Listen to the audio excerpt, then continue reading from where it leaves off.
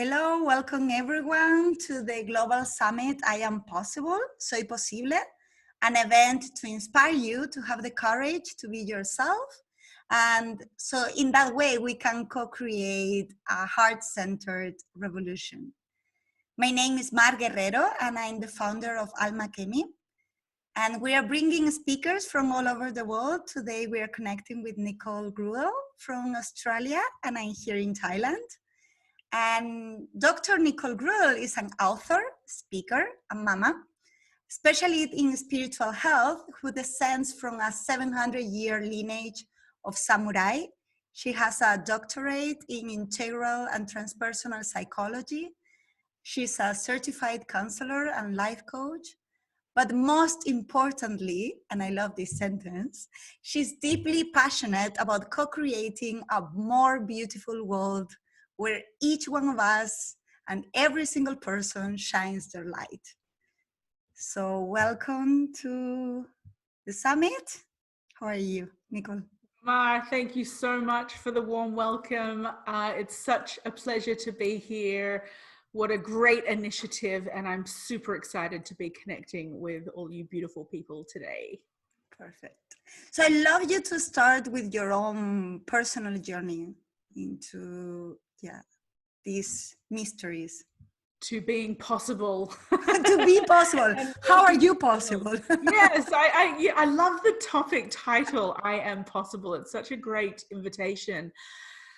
Oh, where to begin? I guess I've always had a bit of an unusual life connected to the beyond the ordinary. I blame my parents for that, who are global travelers, and they too really were open to the mystery of life and the magic of life in their own ways. So I came into the world with a great curiosity and hunger to know and learn more about different cultures. I come from a French side and a Japanese side. They met in Mexico, and I was born in Australia. So already right there, it was this cultural hot pot that was very confusing as a young person as well. And I've just naturally been a seeker all the time. So even at 7 years old, I asked my father, what God do I believe? And I don't know how often kids ask those kinds of questions, but I just wanted to know. And my father, bless him, he's not here in the physical anymore, but he gave me a beautiful gift, which was, he said, darling, you can believe anything you want. And as a child, that's not the answer I wanted. I wanted structure, and here's the answer. But of course, the more I engaged my own path, which is what he was inviting me to do, and sought my own answers, I realized the blessing in that gift, that he wasn't going to answer that for me. I had to seek those answers myself. So my journey really is one of the seeker. I kind of spent my teenage years, my 20s, questing on the outside and on the inside to understand, who am I? Why am I here? What are we humans doing here? What matters? What do I want to do with my life? All of those big existential questions were around. And those questions led me down amazing journeys. I, have always been very nature inclined, and from my Japanese background, the Japanese culture is very animistic. It's connected to nature, nature spirits. So that was always there, and I had, I guess, a deep connection naturally to indigenous cultures because of that. I ended up going down a very yogic path as well. That pathway spoke to me a lot. So, I shaved my head a couple of times. I was ready to put on my saffron robes at one point. And of course, I found out that I wasn't ready to surrender myself completely to a guru. So that brought up all these questions around ego and personality and freedom, and all these questions that one must explore on the path. And there's no right or wrong answer in any of it. It's really their questions to play with. And in the midst of all of that seeking and journeying, I had some profound experiences that I now look back upon, and I can see how they are within a constellation of experiences. They are like the big supernovas that happened. And the first big one was a near-death experience as a teenager in New Zealand when I was whitewater rafting. I drowned and I saw the light. I saw a horizon of light underwater. I had my then living grandmother walk towards me. This is the samurai grandmother, the one connected to the... I just got chills when you mentioned her. So yeah. Right. So she came towards me with my then deceased dog. So I had a living and a non-living entity come towards me. And again, I was only 14 at the time, so I didn't think much of it other than this is a bit unusual, you know, because my paradigms weren't so set as a teenager. I could accept it as a reality. And so anyway, I had these other experiences that kind of marked the way. And where that led me eventually was to a place where I understood how profound these spiritually transformative experiences can be when we spend a bit of time with them and we get to know them.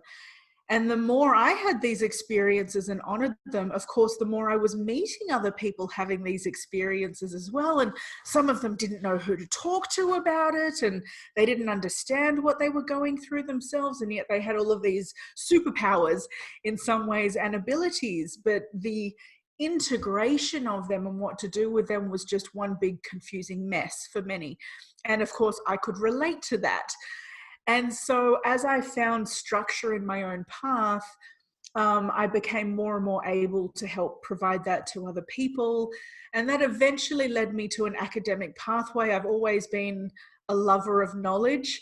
And so I pursued the academic pathway. I got the PhD in the area because I had this idea when I guess I was young. Deepak Chopra was one of my heroes because he was one of the only people that I really felt understood what I was going through. And I thought, he's a doctor. That's why people listen, because he's a doctor and he gets to say things and it normalizes them for people. It's not just some wishy-washy woo-woo thing. And so I realized the power of an accreditation, rightly or wrongly, in our world. You know, just because you have a title, that doesn't necessarily have to mean anything. But within the game that we are playing here on planet Earth in society, it tends to hold a bit of sway. So I thought, let me engage with the human game, with the societal game, and work with that. And so that was a beautiful way entering academia, you know, coaching, counseling, etc., to really bridge together the nebulous nature, the expansive nature of spiritual experiences that go beyond time and identity and structure. They're just so massive, to help bring them into some form where people can just get on with their lives in productive, constructive ways. I guess that was a very big answer, Ma. No, this is perfect. As It's to perfect. how to be here. Yeah. And about that near-death experience, like, how did it change your path in that sense from that moment? It's funny, at that time, I don't know if it did. It just happened. But it became an experience where the more I understood about you know, the human mind, the more I could open my third eye, the more I understood kind of psychic abilities, etc., and what is beyond the physical world, the more I looked back at that and I went, oh, I had a really interesting experience back there. So again, because I was a child still, I was only 14 at the time, I don't think it shifted me. I think it just became even more of part of my understanding in what can exist in the world. So I've never been closed to the possibilities. I was always like, well, isn't it obvious? It's just how it is. And of course, as adults, that's not how we tend to think. Yeah.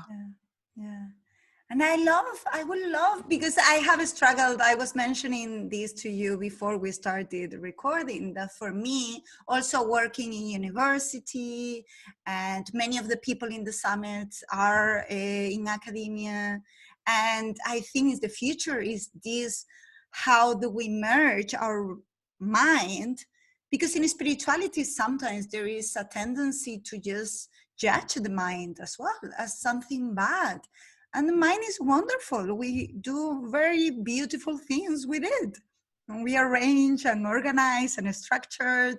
And I love learning. For me, it's kind of is also is gets sometimes a point that is a little bit of an obsession. So, Right. but it's still, it's like, it's who I am as well. So I think there is this change within academia to accept that we are not, we are much more than we were told we are, and we need a change in the paradigm itself as well. So how have you experienced that? I agree completely. I have such a love of the human mind as well. And it's very clear to me that down some traditional spiritual pathways and within spiritual communities, there are instructions to transcend the mind, go beyond the mind. The mind is your worst enemy. People associate mind with this negative connotation of ego without questioning what is the definition of ego. So, you know, the human mind is kind of in the bad books on a lot of spiritual pathways. And I think that can become highly problematic, because as much as through spiritual experiences we can have a knowing that there is a natural interconnectedness between all of life on the planet, that's usually one of the ahas that come through, or the experiences. The human mind is what makes us diverse and unique and beautiful and creative and incredible. And it is this tool that we have, it is this mechanism that we get to interact with, that life force energy can move through and do very dynamic things with. And it's because of this instrument, and we have other instruments, of course, human body, heart. I mean, there are so many pieces to us, but we're speaking of mind right now. Mind is one form where life force energy gets to move through and be expressed in different ways. And so without this thing called mind, we wouldn't have such an ability to process in a particular way, to merge it and create it and navigate it, and then to output it again and communicate with one another in the world. I mean, that's how we get artwork. That's how we get literature. That's, you know, how we create what we create. That's how we have the technology that we're doing things today. So without the human mind, I mean, we wouldn't be. We would not be what we are. And frankly, it would be very boring if we were all the same. As much as we challenge one another through our different styles and different personalities and different opinions and judgments, it's also what makes it so dynamic to be human, especially at this time. So I think personality is important. I come from a perspective, a Jungian perspective, where ego is considered an organizing force. It's an organizing entity of our consciousness. And so for me, I think if we didn't have this thing called ego, it's not good or bad. That's a neutral entity. It just organizes. That's what it does. If we didn't have this thing that helped organize consciousness, we couldn't operate. So it disturbs me to some degree when I hear people really crack a whip on the human mind, and I see what that produces in people, that sometimes they feel guilty for using their minds, for engaging their own brilliance. They perhaps think that there's something wrong with them, or like it's something they shouldn't do, like it's a bad behavior. And I would challenge that. I would challenge that to say, no, in fact, it's one beautiful part of many components of this humanness, and let's use it in its best forms. It has many distorted forms as well. So let's try and use it as best as we can to create something magical together. And you were, I love what in your bio when it says like how do we co-create? So everyone brings out that light and we shine like strongly. I feel a lot and I keep seeing, and I've been working in education for, I don't know, more around 20 years or something like that. And what I keep seeing that we do in the system is tell the students what they cannot do. So what we keep doing, and this is something that is very dear to me, we need to change that globally, that we foster their potential instead of telling them what is not possible, because this is what we are doing at the moment. And I keep having students that they need to quit music or playing piano or dance because they don't have time, because they do have to do their homework. And how do we find a balance? So, because maybe that playing music is what is going to help them to really tap into what is unique within them, instead of just reproduce knowledge. That happens a lot as well in universities. Instead of creating something new, we just reproduce and produce because we want more papers and we want more and more and more instead of more quality. So how do you see that we can tap into that light that is unique in each one of us? I relate so much to that, Mar. I've been in the education system myself as an educator at different levels. And my my takeaway from that was so much of the time is spent in behavior management. It's about how do you make neat little packages fit into a system. And the education system that came from the Western world and has been spread out is so efficient in its very mechanical ways. And unfortunately, you know, having lived in parts of the world that are, you know, not Western culture, and yet having that Western education culture imposed as though that's the best thing ever, broke my heart, because, you know, I thought, but what about natural indigenous ways of learning? Where is culture in all of this? You know, why is it that no matter where you go in the world, everybody sits in a box at another box on a chair in rows facing the front, where one person gets to be the disseminator of knowledge and everyone has to receive? I think our education system is broken. I think it's been broken for a very long time. I think we all know this as well. I'm not saying fabulous things don't happen within education. They do every single day. Miracles happen in classrooms, deep connections happen, and the lights do get turned on in many ways for people. But as an entire system, you're absolutely right, Ma.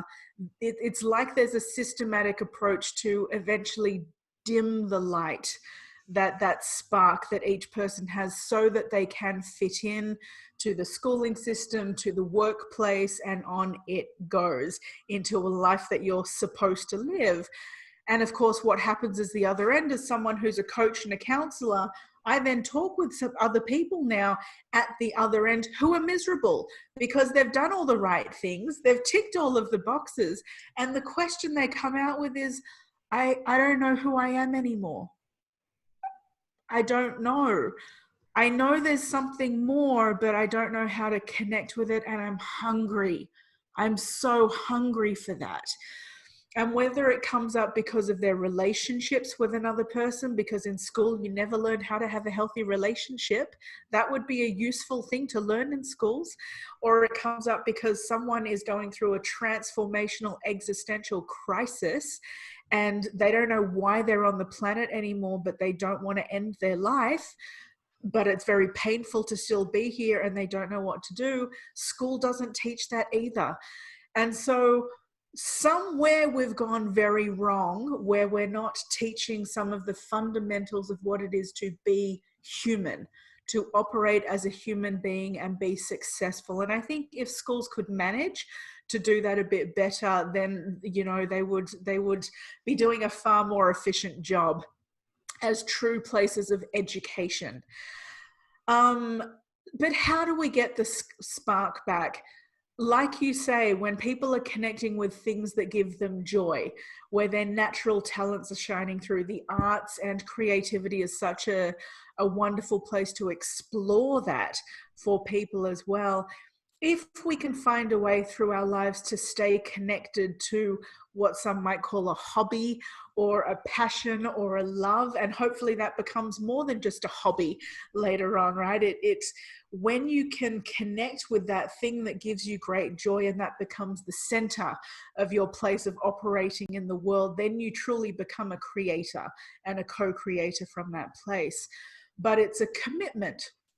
It's a commitment to stay connected to that, often in a world that tries to disengage you from that or dissuade you to say, that's not a responsible path. You should be a doctor or an accountant or a lawyer or a dentist, not an artist, not a musician. Are you mad?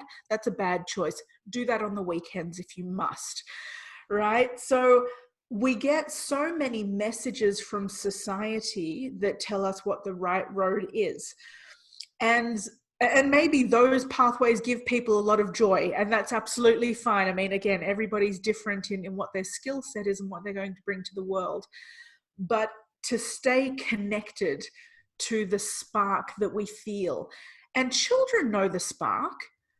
It's there in them. We're born with it.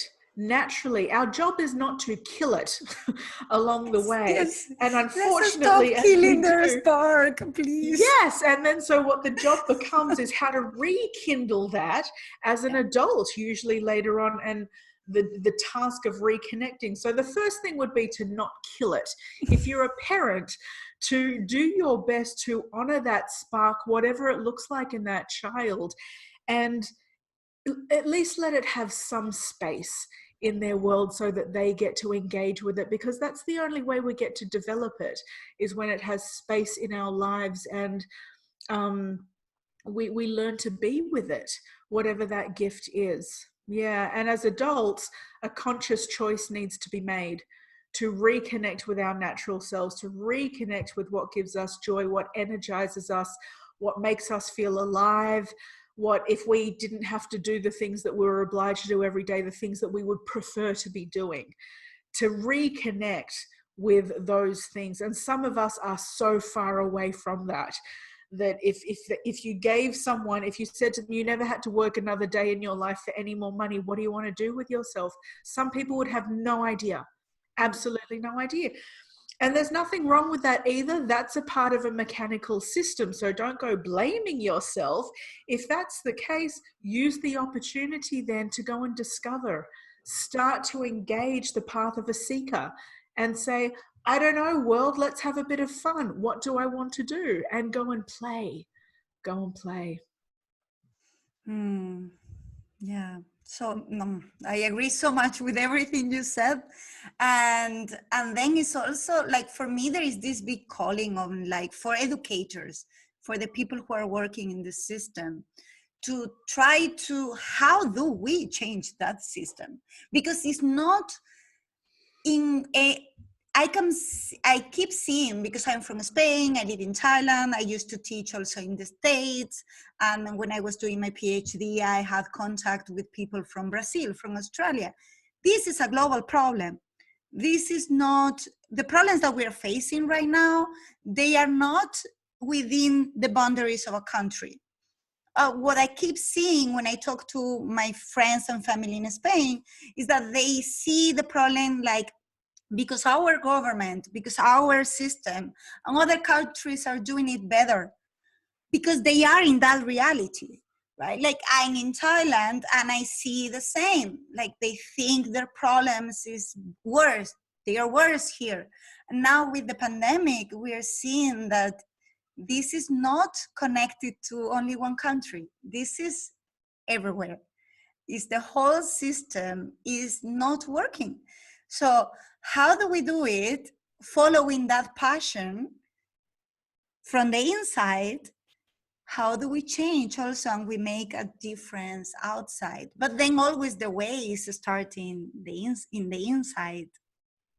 So yeah, well, I heard two parts to your question there. You know, one is, how do we do it as educators, which I think as an educator, you be your most authentic self. You be a role model. You live your life properly and in accordance with what you know to be good and true as a good human being, because students don't take away your words and what you're teaching them from the books. Students remember your essence. Students remember the big lessons that come along. They remember how you made them feel within the classroom.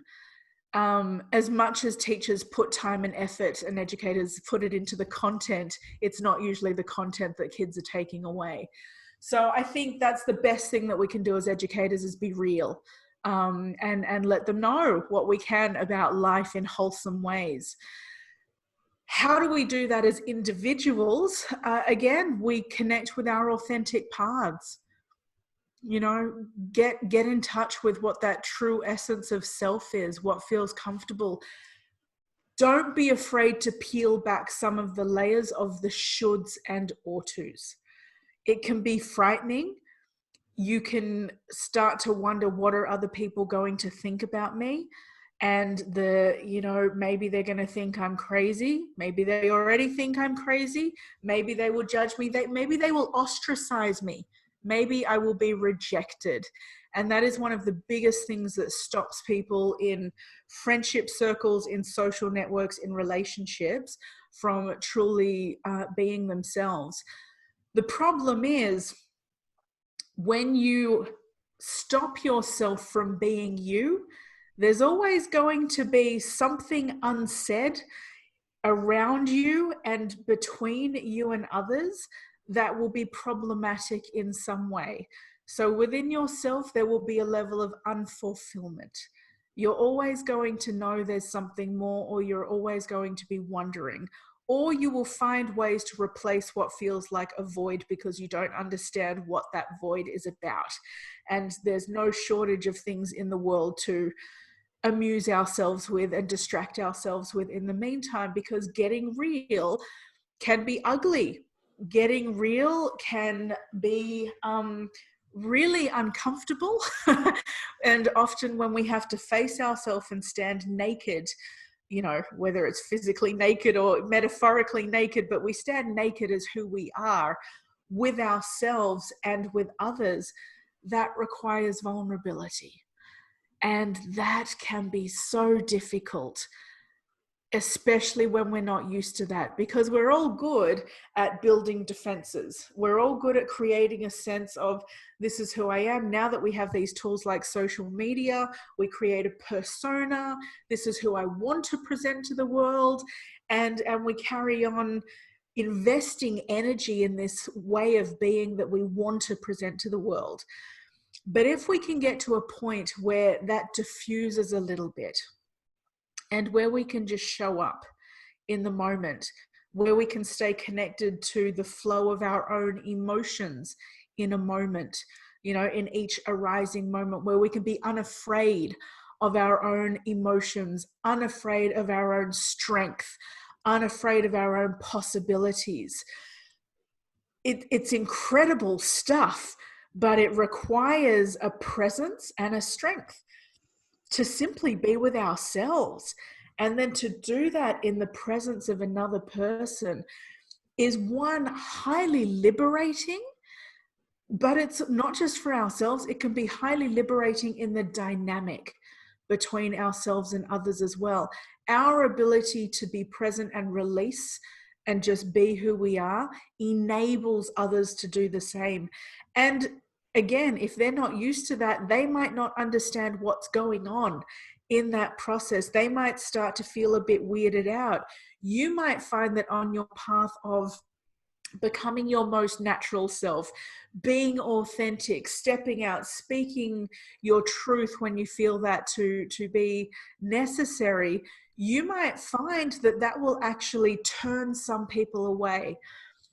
Don't take that as a moment of something negative or wrong that you're doing. Everyone is simply where they are at each moment in time.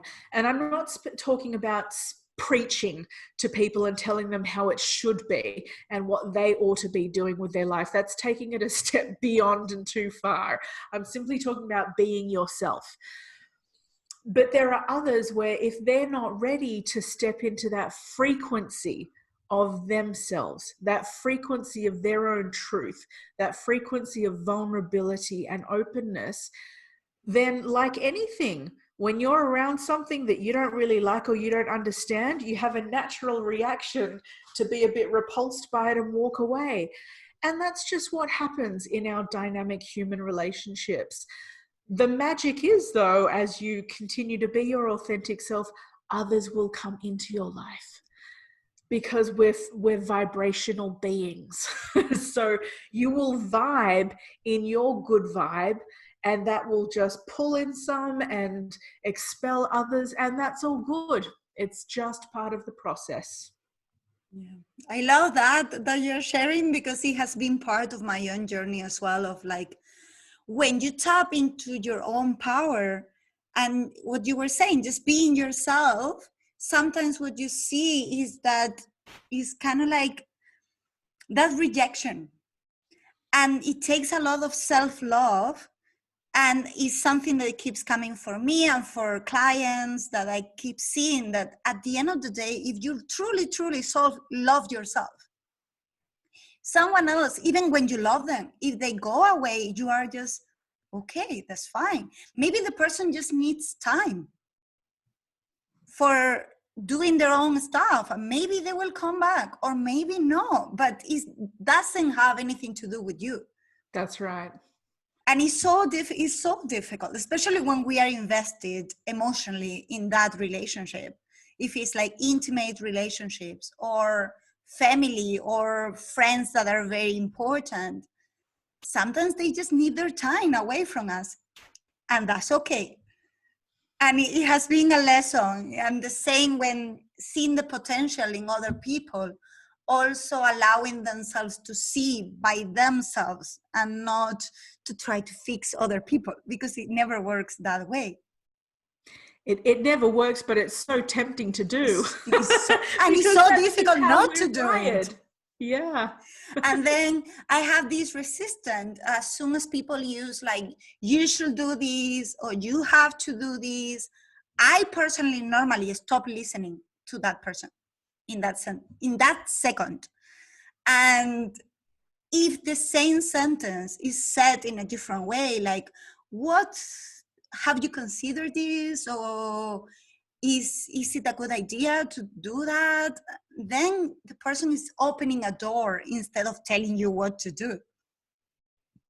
Exactly. And learning how to be an effective communicator is so important to that. You're exactly right, Mar, because it can make all the difference in our relationships if we can learn to not impose, our own ideas of how it should be, especially if we've become very, if you've had these spiritually transformative experiences, and a lot of people who do get this sense of this is the truth, not this is my truth or this is a truth, but this is the truth.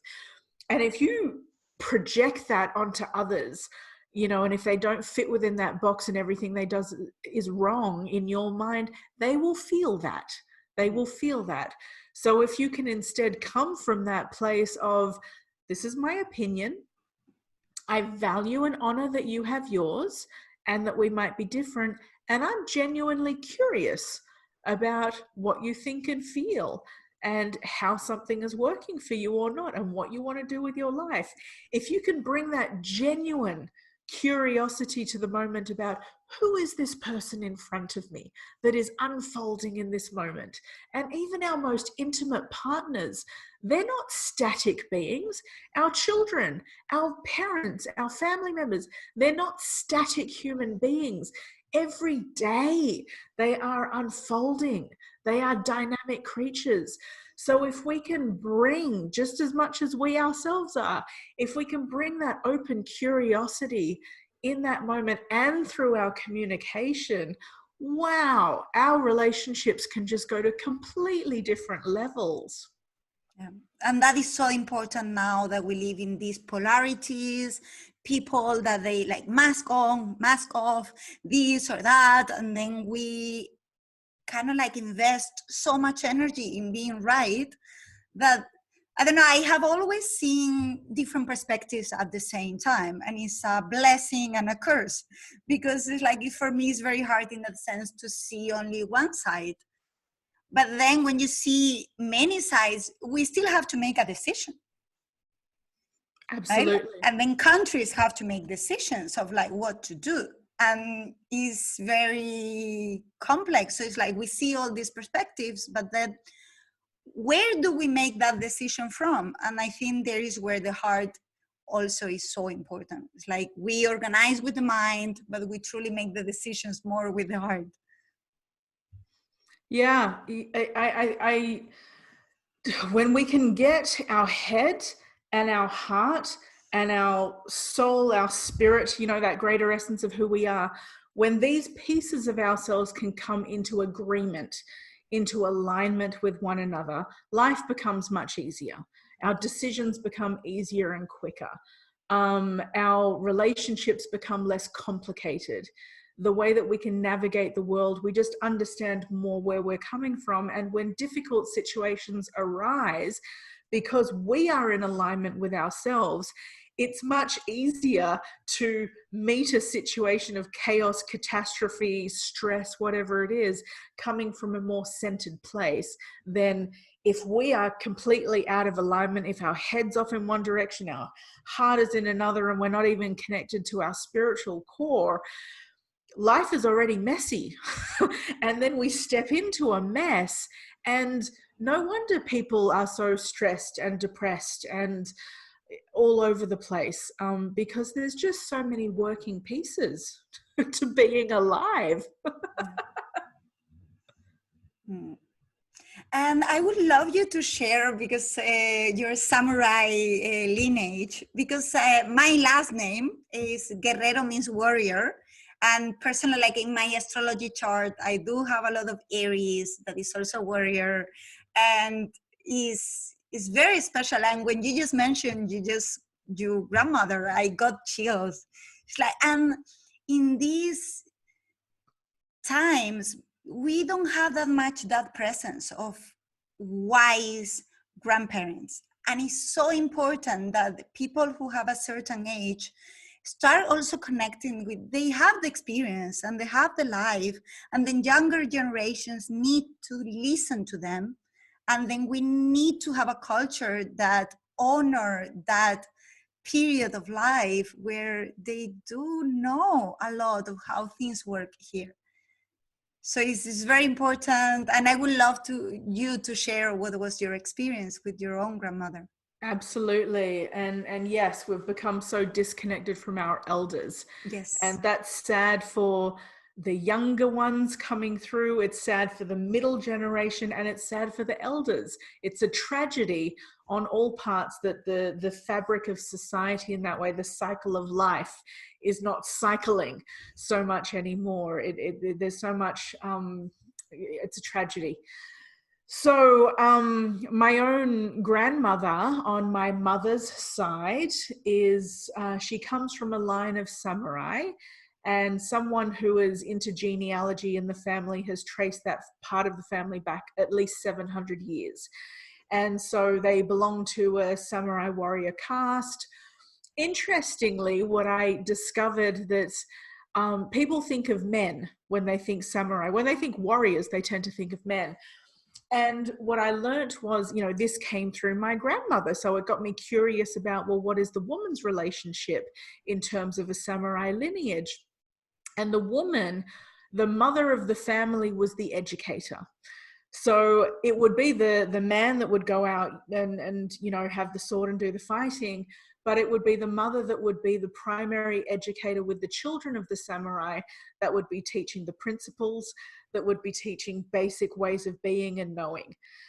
And that's essential because, of course, that's the foundation, and then you move into the physical and the training. And so the samurai perspective is one that has some key themes, one of them being around loyalty. There is total loyalty of that warrior to their lord that they serve, to the point where they are willing to give their own life. So if a samurai warrior is captured, where they will actually stick a sword into their own belly and twist it. And that might seem a bit warped and twisted because, you know, suicide is a very taboo topic, particularly in the Western world. But in Japan, it's considered in a completely different way, that actually it's a noble sacrifice, that the strength that is needed in a moment where one takes their own life is actually, you know, a great amount of focus and intent and strength, and it challenges the very core of what human will is about. So in that way, that is how that warrior, you know, energy comes through that loyalty, through that will and determination. And it's also a very deeply centered way. You know, the martial arts as a whole are connected to some fundamental ways of being and understanding nature, energy, and movement. And it's not always, as any good warrior, it's not always about the attack. It's about the defense as well, and to do that with as little harm as possible. And I think we've lost a touch of respecting warriors in that way, because we watch the movies, and of course the movies are all about gore and blood and guts and blah, blah, blah. But when you get down to the true essence of a warrior, they are protectors.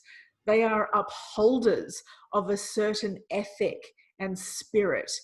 And they play a very important role within the fabric of a society to keep codes of conduct in place.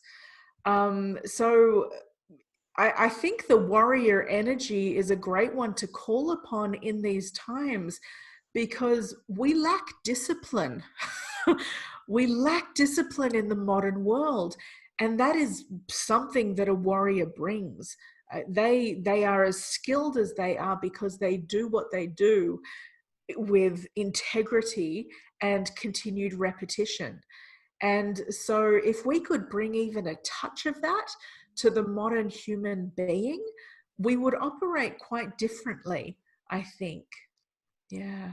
Yeah, I totally agree. And also, like, it takes courage to do the things, like to tap into who you truly are. That needs courage, because sometimes the things that they are parts of us that we accept better because they are accepted in the society, but they are parts of us that maybe are a little bit revolutionary.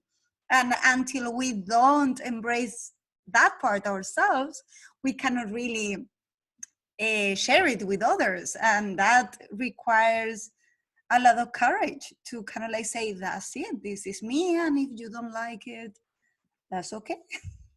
Absolutely. And that's fine. And That's fine. I mean, warriors have very strong boundaries.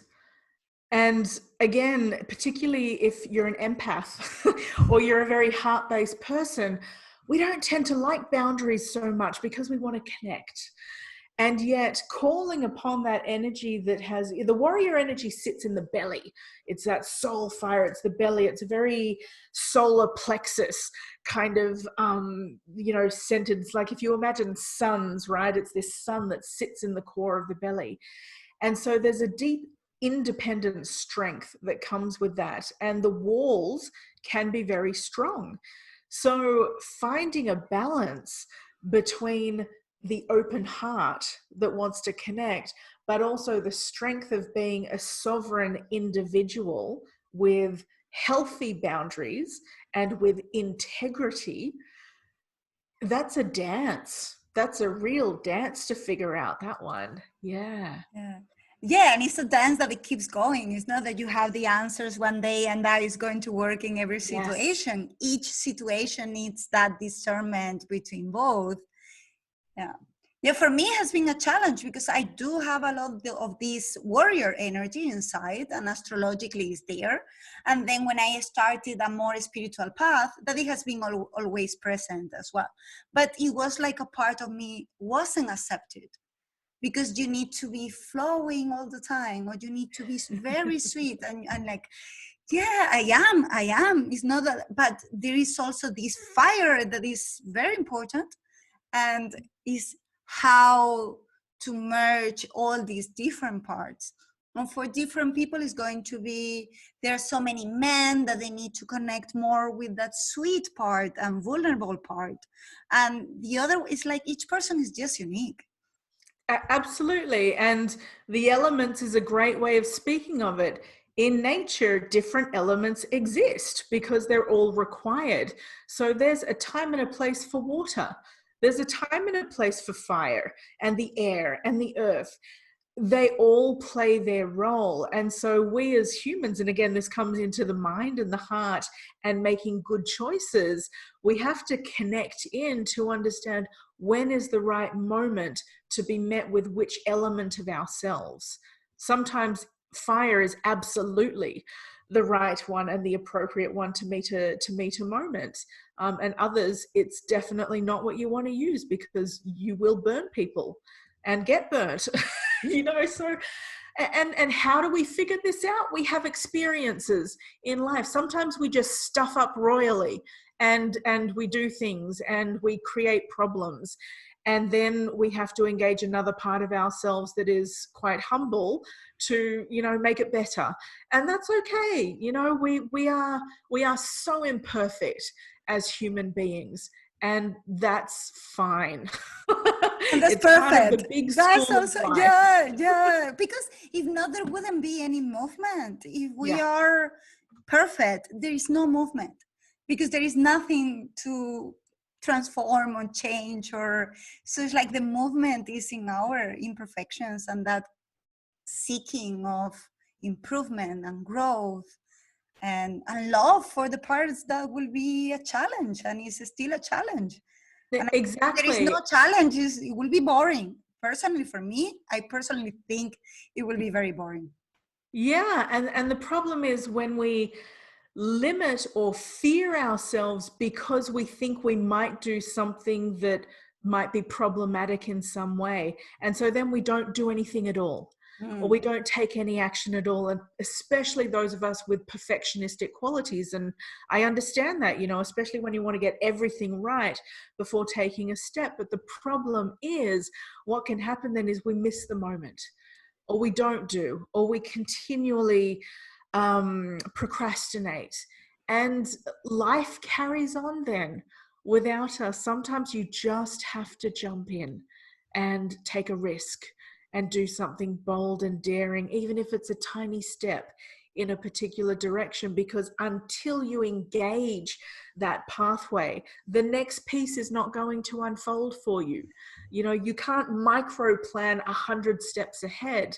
And even if you could, I can guarantee you by the time you get to step number 15, 16 won't be what you micromanaged. So you just have to jump on in there sometimes. And it's going to be messy at times. And that's okay. And that's okay. That's okay. Yeah, no, it's the control part as well of society that we have and that we have inside interiorized. And I think every single person has this control freak sometimes, inner control freak that is like, I need to know everything beforehand. And life doesn't really work that way.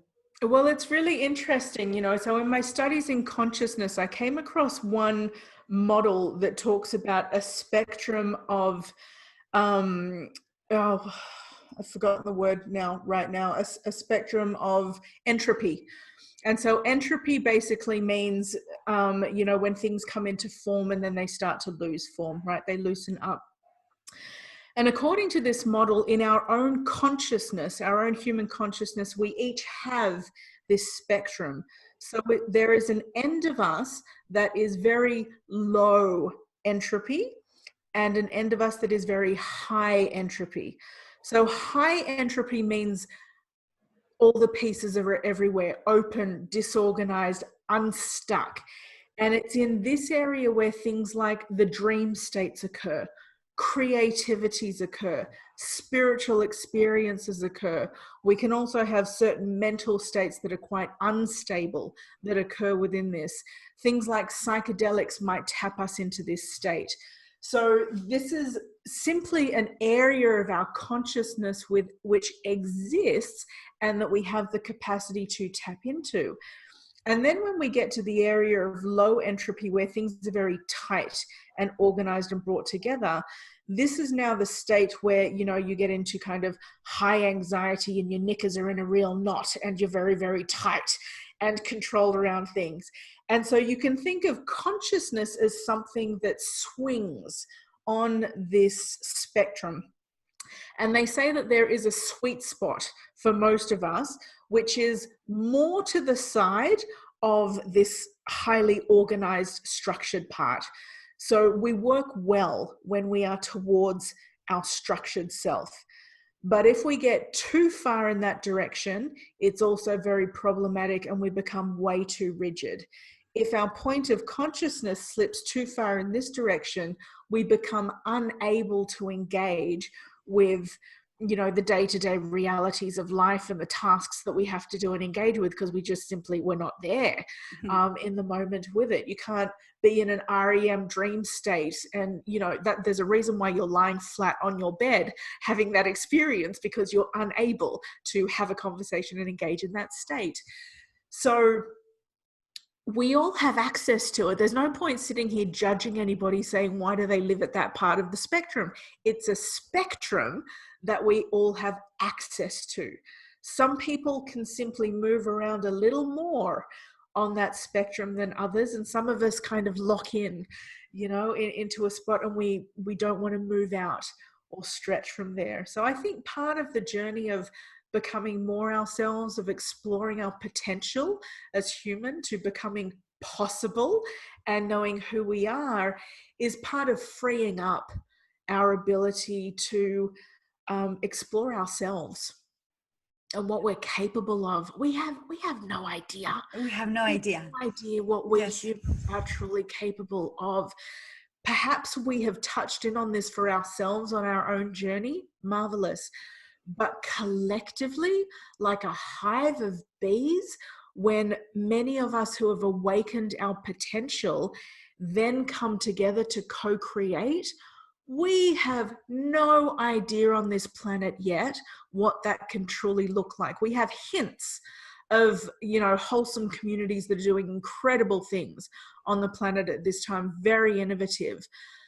But we are so far away from living at that space as a collective culture. And it is my dream to be on this planet. This is what keeps my fire alive, to be on this planet, hopefully still alive at a time to get to see more of that. That's what drives me. That's why I want people's spark to light up. It doesn't matter what the spark looks like. It doesn't matter what the gifts are or how they, you know, manifest. That's part of the exciting adventure of each individual. But let's get those fires going. Let's get those soul fires going. And then let's get a bunch of those people together. Yes. Together. And, you know, and I know that's what this summit is about. Yeah. Yes. Uniting that in people and saying, you are possible. And what happens when we become possible? Like, let's see. Yes, exactly that. And then go to other people, like share and interact. And this is why, like, for me, the summit, interacting with all the speakers and then with the people who participate, is so powerful, because you get insights every time that you are interacting with someone else who is in their own path, and that activates things within you. And then if we all live in that way, yeah. So what a beautiful world. Let's go there. And talking about this, I would love you to share about how people can also work with you directly. So, like, we will have the website below the video, but what kind of work they can do with you, and what are your offerings? So then, yeah, they can go into your community. Absolutely. So I tend to attract people who are spiritual seekers or spiritual adventurers who have had things that have occurred in their life, transformational events that they are either trying to make sense of, or they've made sense of in some way, and they're opening their gifts as a result of that. So there's a whole different hosts of gifts that can come through spiritually awakened experiences that are quite unusual, and also some that are very ordinary, but they're just our own gifts. So people who are, you know, wanting to connect with their gifts, wanting to use their gifts, and the next part is often there's a feeling of, I want to be of service. I want to use my life in a meaningful, purposeful way that is awakened in them. And this can happen early in life, late in life. I have clients who are teens. I have clients who are in their 70s. There are just different times in life where that call comes, and in different shapes. And so the transitions can be different. It can be a matter of learning those skills then, and just simply figuring out, this is what a coach does to help figure out, you know, look at where I am now, where am I feeling myself called to be, and how do I make that more of my reality now? So that's in essence the work that we do, and we bring in the wisdom of the spiritual experiences. We bring in life skills and knowledge. We open up and explore natural gifts as well, and talents, so that we can shape and craft that all together through that sweet spot of where who you are naturally meets the world and some of the needs and the things that break your heart and what you want to engage with and solve, where those sweet spots are, so that you can walk forward in your life feeling like you are on purpose, on track, deep in your relationships, deep on your planetary purpose, and happy. I mean, that's the essence of it at the end of the day, to simply wake up in the morning satisfied and happy in your bones. That's a good feeling, you know, and sometimes it takes a bit of work to get to that point. And it's inevitable too that along the way, the old stuff arises, the challenges arise, or new problems arise. And so having a coach in your pocket is a way of having someone who believes in you and is there to cheer and support you. And especially when you're traveling your path, sometimes it can feel pretty lonely on the road. And sometimes even if you have supportive people around you, they're not necessarily going to see things very clearly because they're so close as well to things. So it can help to have an outside perspective as well on things. So that's in essence what it's like to work together. And I have, though, a free community as well. It's called Agents of Awesome. That's a Facebook group. We're at, I think, in the 700s now, and there's just incredible people there, you know, from artists and spiritual seekers to filmmakers to authors to coaches to, you know, just everyday regular people who are awakened to something bigger, and it's a lovely place to be. So several ways to connect with me and walk forward. Perfect. And I keep encouraging all the videos. Is like the idea of the summit is to have like a perspective of different options and different people, different teachers, different. So then you pick a person. There is no need to really pick a person, but yeah, pick a path for a while and then go deeper into that path. And then wherever you feel the call to go to a different place, then go to a different place. But then there is no need to do this alone, because we are not meant to do this alone. And depending on our stage in the process, sometimes we truly need support. And it's very important to also have that support in order to keep moving. And then there is a day that you feel the call that you are able to support others in their path. That is exactly. Kind of like how naturally it happens. But exactly. if anyone who is listening to us is feeling in the moment of like, I cannot even think now of being in service on others. For me, waking up every morning is just enough. Like, I'm a mess, and that's okay. But then finding that support that helps you to get clarity within that mess too. Yeah, absolutely. And something that can help when you're looking for who's the right match for me, there's a couple of things. You know, one is resonance. Do I feel a resonance, right? It's not a head thing, it's just a felt thing. If there's a resonance there, good. That's an indicator that something is a match on some level, even if you don't understand it. And another part is, who is someone who has walked a journey similar to me and they're a few steps ahead?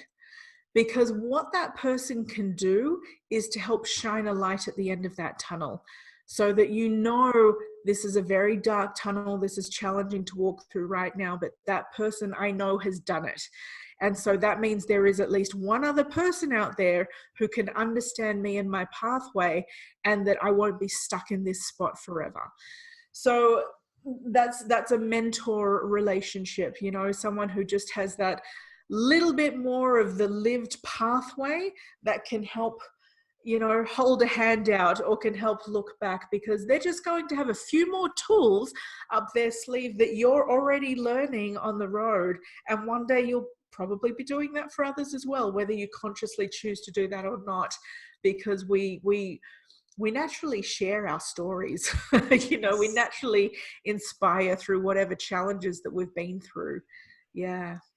So it's beautiful. It's beautiful that you've connected together this community, Ma, that is so diverse and eclectic, with gifts, and it's kind of like a lovely candy store for people to choose from. Yes, but yeah, and that is exactly like, we are not going to resonate with every single person, and we don't need to even watch all the videos. It's like, our spirit knows. Why are you clicking this? You're listening to us. Why did you click this instead of other? It's just that we know. And yeah, because there is no competition in the sense of like a person working with you, a person working with me. They are going to get different things.